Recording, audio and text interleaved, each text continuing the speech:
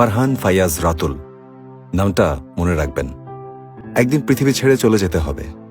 এমন জীবন গড়ো যাতে মৃত্যুর পর মানুষ তোমাকে মনে রাখে। নিজের ফেসবুক বায়োতে লেখা এই কাজটা ঠিকই করতে পেরেছে ফারহান ফায়াজ।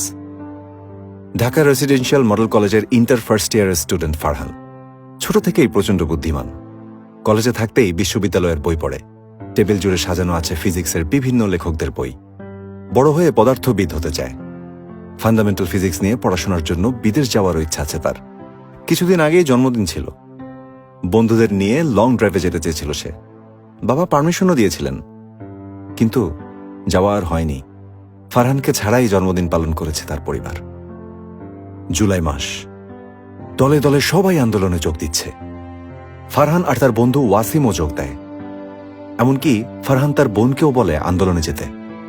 18 জুলাই বন্ধু ওয়াসিমকে নিয়ে ফারহান আন্দোলনে যোগ দিতে ধানমন্ডি যায়। হুট করে পুলিশ আর সশস্ত্র ক্যাডারদের ধাওয়া পাল্টা ধাওয়ার মাঝে পড়ে যায় তারা। চারদিকে টিয়ার শেল আর রাবার বুলেটের গোলাগুলি। ওয়াসিম বসে পড়ে ফুটপাতে। কিছুক্ষণ পর শুনতে পায় ফারহানের বুকে গুলি লেগেছে। সাথে সাথে অ্যাম্বুলেন্স ডাকা হয়। অ্যাম্বুলেন্স ছুটছে। শুয়ে থাকা ফারহান ওয়াসিমের দিকে তাকিয়েই চোখ বন্ধ করে চিরদিনের জন্য। ফারহান মারা যাওয়ার পর আন্দোলনে যুক্ত হয় নতুন মাত্রা। কোটা আন্দোলন রূপ নেয় বৈষম্য বিরোধী ছাত্র আন্দোলনে। মারা যাওয়ার পরও ফারহান রাজপথে থাকার অনুপ্রেরণা জুগিয়েছে কোটি কোটি মানুষকে।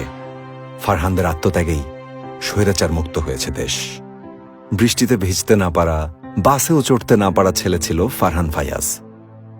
আর আজ সে আমাদের সবার সাহসের কারণ। ফারহান ফায়াজ, শহীদ ফারহান ফায়াজ নামটা মনে রাখবেন। মনে রাখবেন জুলাই বিপ্লবে নিহত এমন সকল শহীদদের।